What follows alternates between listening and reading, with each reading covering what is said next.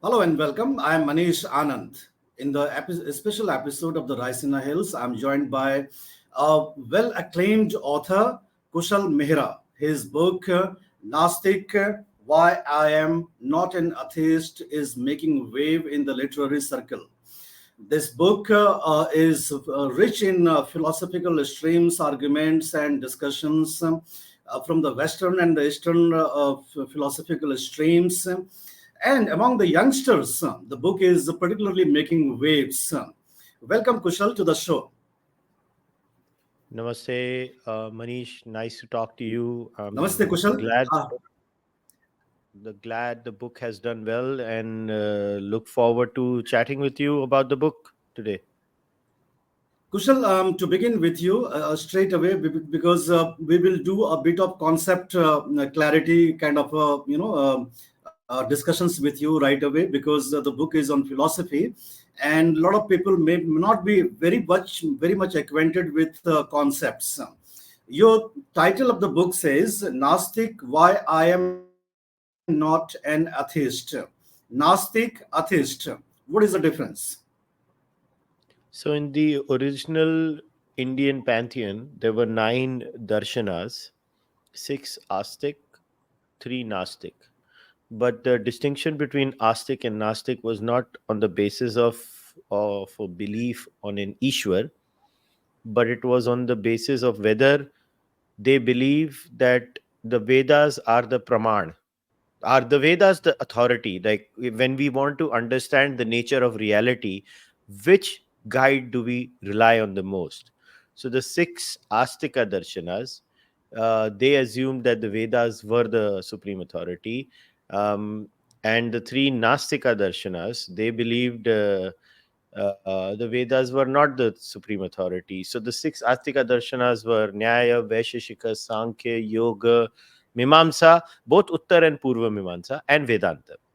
And the 3 Nastika darshanas were Jaina, Bodha, Charvaka, or Lokayatika, whatever you want to call. So this now till now I have explained to you the Astika and Nastika darshan classification, but I have not even used the word theist, atheist, believer, disbeliever anywhere. A subset of this is Ishwarvad and Nir Ishwarvad. Now, Ishwarvadis exist in the Astika darshanas, and Nir Ishwarvadis also exist in the Astika darshanas. For example, Sankhya and early Mimamsakas were Nir Ishwarvadis. They did not believe in an Ishwar. And Jaina, Bodha, and Charvakas were also Nir Ishwarvadis. So, Nastik is not an atheist, because Nastik and atheist do not mean the same thing. They are different things. Ishwarvad and Nirishwarvad is actually a subset of our segregation and classification, which is why in the book, I said I'm a Nastik, why I'm not an atheist, in the sense that atheism, that as we understand today, is from a very Western pantheon, because the West only studied the 3 big monotheistic religions, the 3 big religions being Judaism, Christianity, and Islam. Atheism at its core is a negation of the faith of the other side. By itself, it is nothing, it's just a negation. So let's say I believe in X, and if an atheist does not find evidence for X, they'll be like, I do not agree with your evidence for X. Which is why in this book I try to create the differentiation and classification, where I first explain what atheism is from a Western perspective. Then I get into what Nastika is. Then I get into what Nirishwarvad is. Then I explain what are the similarities between the two in the first chapter itself. Then I explain what are the differences between the two. And the differences are not minor, they are very serious differences. And those serious differences lead to major differential behavioral patterns between disbelievers or skeptics from both sides of the aisle culturally.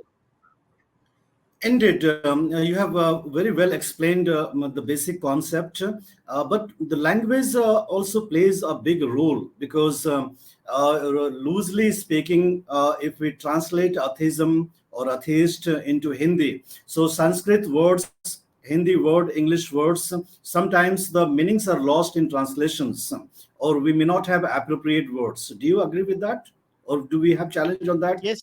front? No, I actually completely agree with you. I think some words do have a problem with single word translations. In fact, even with the Nastik, Astik, the English language usage for the translation of Nastik and Astik is orthodox and heterodox. Now, I don't know if, I mean, from the perspective of a Sankhya, even a Nyaya was a heterodox, because the Nyaya, who was an Astika, did not agree with Sankhya, right? So he was quite heterodox from a Sankhya perspective. So I don't know if the orthodox. So I guess what the Western pantheon did was, oh, these six people believed the Vedas were the authority. Vedas are the orthodoxy, so they are all orthodox. So what they have done there is very different. But loosely today, I think we need to, which is why I don't use English words when I talk about these things. Like I always say, I'm a Nastik from a darshan perspective. I am a Nirishwarvadi from a belief perspective. You see what I'm trying to say? I don't use those words in the Western pantheon, because the Western pantheon comes immediately with the monotheistic baggage. And I mean, yes, for a monotheist, I'm an atheist. So if I was with a monotheist, let's say if I was with a Christian or a Muslim and they were discussing spirituality with me, I would very comfortably talk to them like an atheist.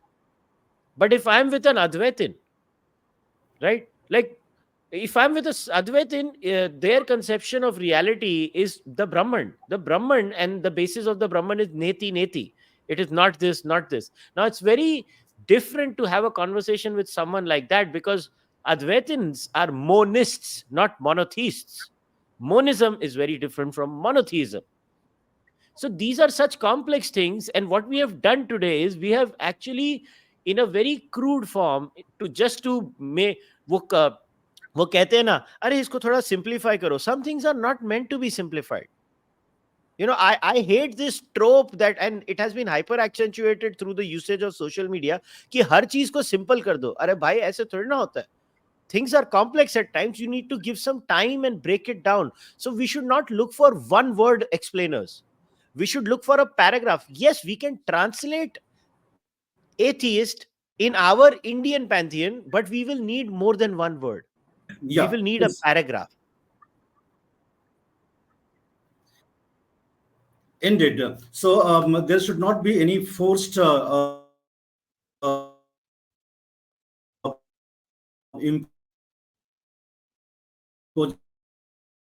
imposition of the limit of one word translation, because get this approach. Kushal, I would wish that you explain to us what is the difference between a Nastik and a Oh rationalist. my goodness. Rationalist is the most used and abused word in India. Arey, to be very honest, my only regret in this book is I don't know how it happened. I actually did not go after the Indian rationalist community. It completely skipped me. If somebody Okay. asked me this question, you have touched a raw nerve actually. So if somebody asked me this question, Kushal, what is your one regret about this book? और मैं कसम खा के कह रहा हूँ, जब मैं बुक लिख रहा था ना, मुझे भूल गया इसके बारे में लिखना, और मेरे दिमाग में ही नहीं आया कि मुझे इसके ऊपर एक पूरा सेक्शन लिखना है कि Indian rationalism has nothing rational about it. Because Okay, India mein we interesting. have reduced rationality to hatred of Hinduism. Okay. Rationality is about a way of looking and deciphering reality. And I want to state this categorically. I've stated this multiple times, even when I am on the podcast, on my own podcast. We are all selectively rational. For example, a scientist may go to the church or a mandir or a synagogue or a masjid. But the moment that scientist enters the scientific laboratory, he suspends his belief in a deity and he does his work, Okay. whether he's a microbiologist, whether he's a neuroscientist, whether his field is evolutionary psychology. He or she immediately suspends their part of the brain and they start working as rational beings in that limited field. So we are all selectively rational. You can be an atheist. Like in the book itself, I show that in the United States of America and many parts of Western Europe, atheists also have some irrational beliefs. In fact, 10 to 15% of them believe in the four new age beliefs, as they are called in Western pantheon. And I quote the few polls there. So this Hmm. trope, and I find it so nauseating that every time we have this discussion, the atheistic side thinks just because they're atheists, they're superior. No, they're not. Where did the entire trope of you know uh, I a lot of people now, and I agree with the terminology, they called it new creationism, which is the entire gender non-conformity movement or wokeism. It is a very irrational movement, but they are all I think an overwhelming majority of people in the woke movement are atheists. Are they rational? So rationality has not nothing to do with the belief in a deity or not. Rationality is when you're doing a particular task, are you doing it using first principles? And in most cases, most human beings are rational animals. Yes, the belief in a deity or not, or the need for the belief of the deity or not, is a very different psychological tool that we need to answer. And I'm in my book, I don't even touch on the belief touch on it. If anybody reads a book, they'll realize I'm not sneering at people for believing in a deity. I'm not sneering at people when they believe in a reincarnation. I don't. But the point is, through this book, I'm looking at why do they do it. Which is why in one of my chapters I say religion is good, bad, but damn it, it's inevitable. There is something in the hardwiring of the Homo sapien, especially after agriculture, which is approximately 14 to 15,000 years ago. We just cling on to religion. Even in a place like the West, where they smashed the old religion, a new religion came up with wokeism. So, this entire business of rationality is deeply flawed, and Indian rationality has nothing rational about it.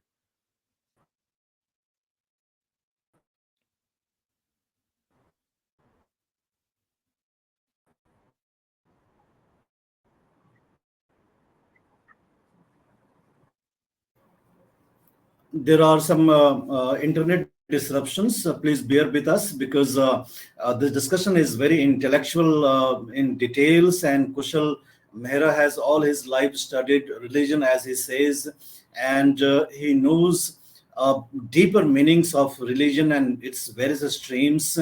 Kushal, I wish that you could reflect on the new trends in the West as well as their reflections in India as well, that you say neo-atheism. What is that? So, new atheism was a movement that actually started in the 90s. In the 90s, it was not that powerful. Late 90s, it really gathered steam and it got its peak moment post 9/11. New atheism is, at its core belief, I would say, an old school Western atheists and new atheists only had one difference. Old school Western atheists were very calm people who wanted to be left alone. And then 9/11 happens and they all got angry, and then they wanted to attack religion like anything. And this movement was led primarily by Richard Dawkins and Christopher Hitchens, and then secondarily by Sam Harris and Daniel Dennett. Honestly, I don't know why Daniel Dennett को लपेट लिया गया इसमें. Poor guy, he was a materialist philosopher. He never really did anything. He was just writing his work and leaving it there.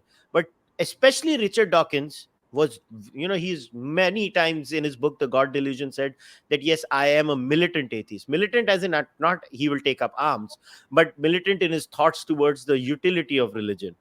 And New Atheism basically said, to quote Hitchens, that religion is the root of all evil. Yes, Christopher Hitchens actually said that the religion is the root of all evil.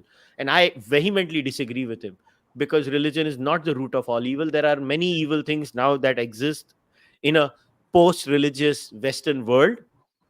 And we see the results for that. So, to answer your question about new atheism, new atheism is a very unique moment in Western history after the advent of 9/11, which was used to attack religion in its entirety. And in my opinion, to the bad luck of the Western pantheon, they actually won. Religion was destroyed in the West. Church attendance has fallen off the roof in the West. Most of the kids, once again in the book, I show by quoting polls after polls, most Western societies now, Western Europe is 50% plus irreligious, and America is almost 30%. Canada is also almost the same place. The irreligiosity has spread across that pantheon through new atheism. But religion is making a comeback now in Western society.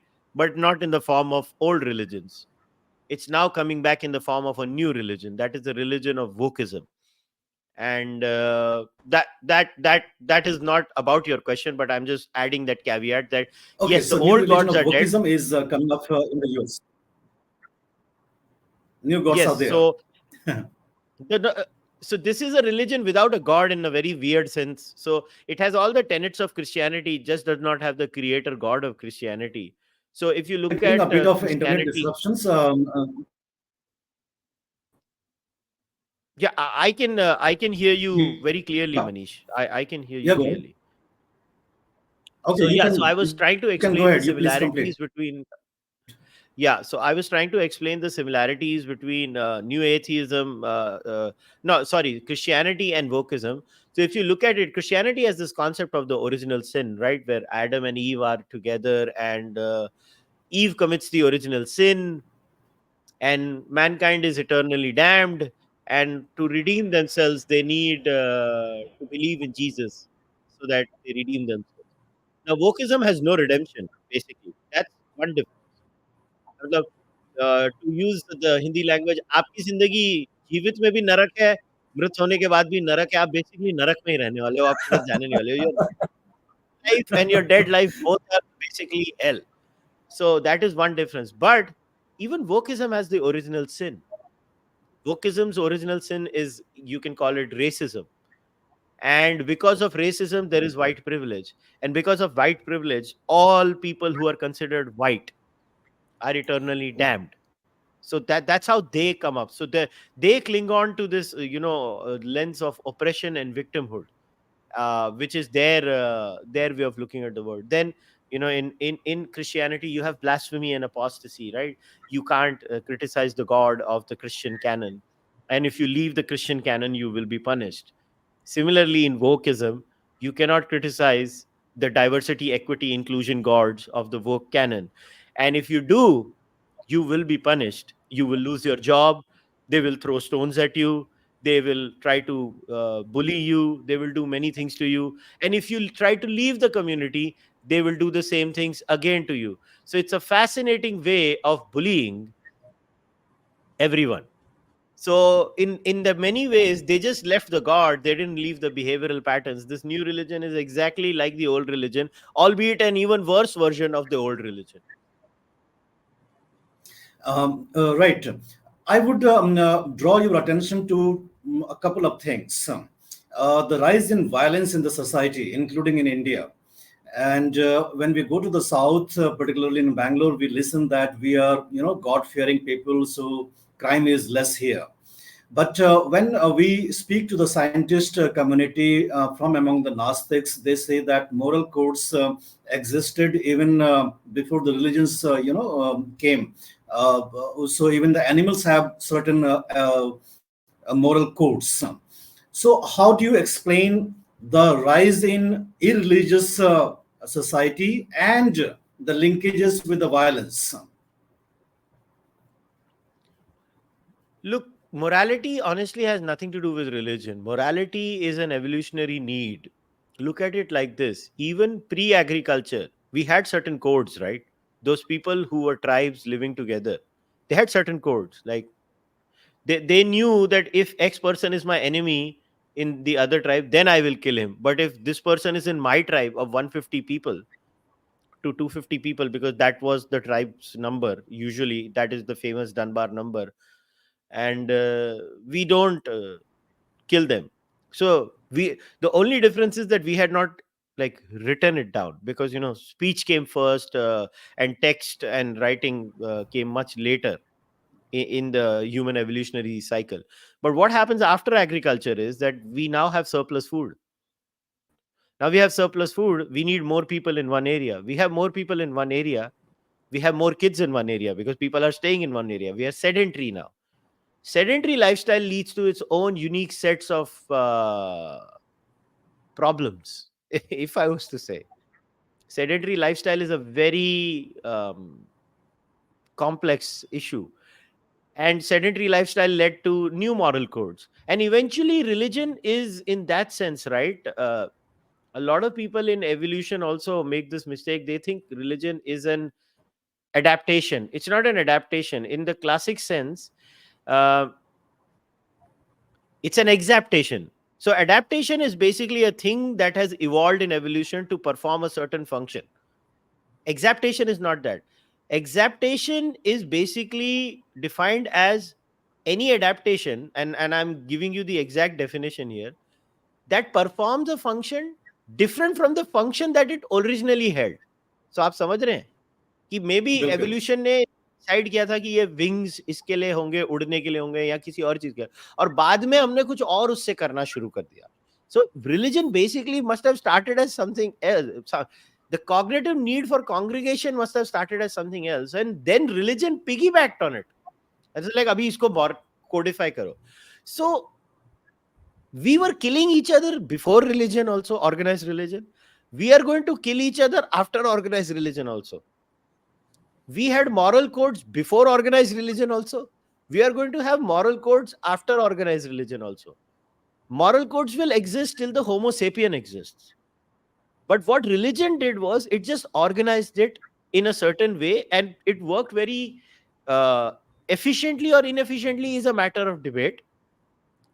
But it worked for a long time in society, and today we have replaced it with many other alternative methods, like in the case of our now modern democracies, we have secular humanism. That is also a moral code, right? A lot of people live by the code of secular humanism.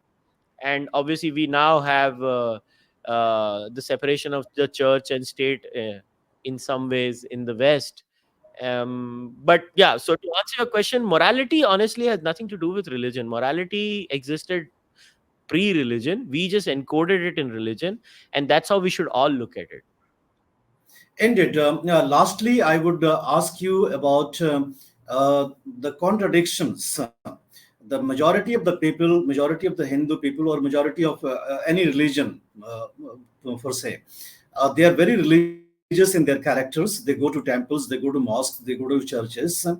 But in practice, they are mostly materialists, isn't it? We take a lot of loans, we chase after properties, we try to buy goods. So, how this contradiction is playing out? This is totally contradictory, isn't it?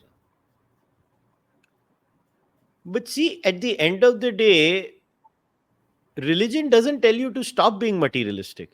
Religion tries to control, maybe in some ways, your urge of materialism.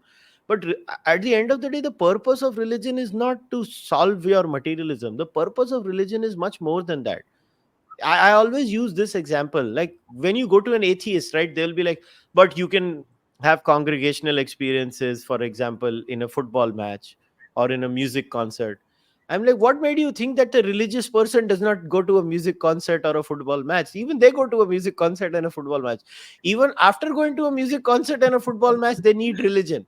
So religion provides a different psychological need. Now, see, it's so hard for me to understand this. It's because I don't need it, but I clearly understand that society needs it at a meta level, because society at this current evolutionary stage of the Homo sapien clearly needs some sort of anchor, and religion provides that beautifully. So whether we all live our material lives does not matter. Ishwar for many people provides a very different sort of a mental comfort, which is very hard to describe until and unless you don't ask that person. Like for some, I know Ishwar is literally, or God is literally an outsourcing agent, which was in my case, as I mentioned in the book. Hey, marks dila de, Tendulkar ki century kara de, that kind of a thing. A very, very transactional relationship I had with God till I was a believer till the age of 16, 17. So I believe that materialism has nothing to do with it. Materialism is a very mundane need. Like I said, we compartmentalize. Remember what I said about the scientist who believes in a God. The moment he or she enters his cabin, he's very, he's forgotten that he's gone to a temple. Similarly, when are doing our work, we forget God. That time we're just making money. We need God at a different time. As they say, there is no atheist in a foxhole. A foxhole being एक भेड़ियों के साथ आप बसे हुए हो, वहां पे आपको सिर्फ भगवान क्यों याद आता है, ये बात होती है. So it's like that. The purpose of the deity is very different. And that's what people, I think, sometimes we mistake. And I'll hear atheists saying, I don't need it. I was like, you don't need it. It doesn't mean the person needing it is inferior. Do you not need the love of your mother? Can you rationalize the love of your mother? You can't rationalize. Every time, just in the book launch, I had to explain this when somebody said, I was like, all you know through the scientific method is you put electrodes on your brain, certain brain areas light up using the fMRI, which is the functional magnetic resonance imaging. And certain areas of the brain light up when you feel certain things. So you only know the how. You don't know the why. You don't know why you love your mother.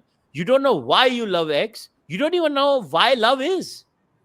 Now you'll say, oh, it's an evolutionary need, kin selection. You still don't know. My point is, I actually don't know why people need a God, but they clearly do. And I'm not condescending to them. As long as their God doesn't tell them to kill me. That's all my line is. Mujhe mat maro, baki jo karna hai karo. End it.